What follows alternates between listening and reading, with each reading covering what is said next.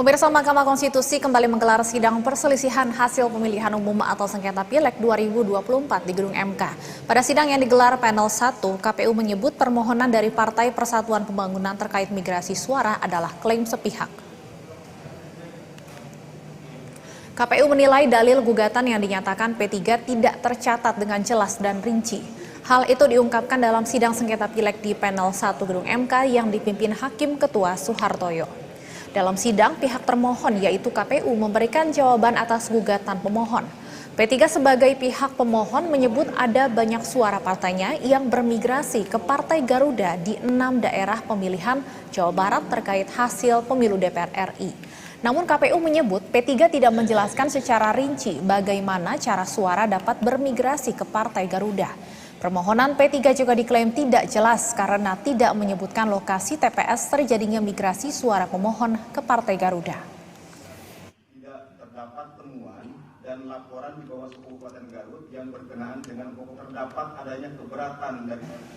Untuk memperbarui informasi terkini dari sidang sengketa Pileg, kita sudah terhubung dengan jurnalis BTV Kelvin Sipahutar dan juru kamera Indra langsung dari Gedung MK Jakarta. Selamat sore. Kelvin, apakah sidang sengketa Pileg masih berlangsung saat ini? Apakah ada pernyataan menarik yang muncul dalam sidang hingga sore hari ini?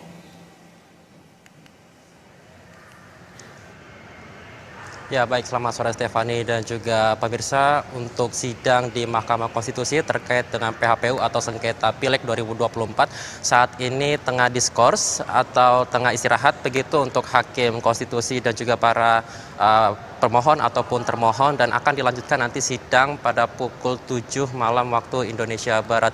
Dan yang jelas untuk sidang pada hari ini Stefani ada sebanyak 78 perkara yang disidangkan dengan ada 3 panel yang kembali dijalankan dalam sidang PHPU atau terkait dengan sengketa Pileg 2024. Tadi untuk sidang memang yang menjadi perhatian utama adalah sidang untuk nomor perkara 100 yang diajukan oleh kubu dari P3, yang mana dalam sidang tersebut dipimpin langsung oleh Hakim Ketua Suhartoyo, dan secara garis besar dalam perkara yang didalilkan oleh pihak P3 adalah pihak P3 ini mengklaim ada banyak suara begitu yang termigrasi ke Partai Garuda pada Pileg 2024 kemarin. Dan dalam hal ini untuk sidang kali ini memang merupakan untuk agenda mendengarkan jawaban dari pihak KPU dan juga keterangan dari Bawaslu serta juga pihak lainnya. Dan KPU tadi saat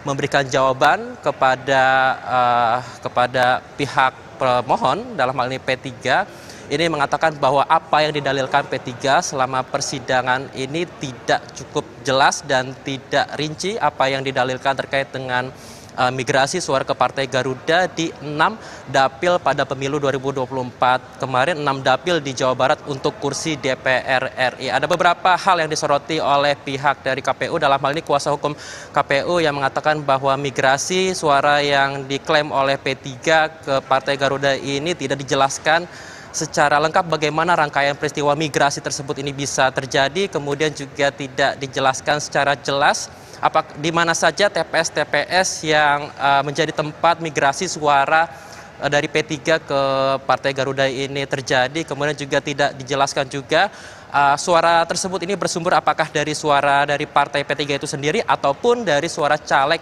P3.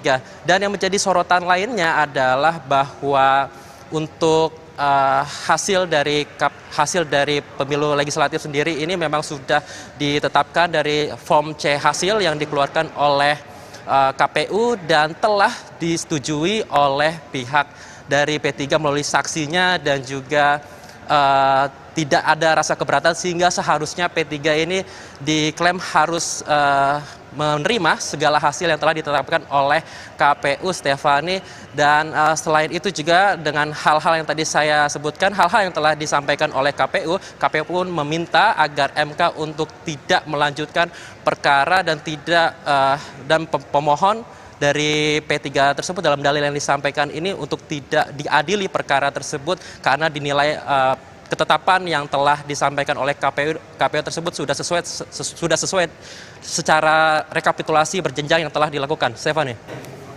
Baik, terima kasih jurnalis BTV Kelvin Sipahutar dan juru kamera Indra atas laporannya langsung dari gedung MK. Selamat bertugas kembali.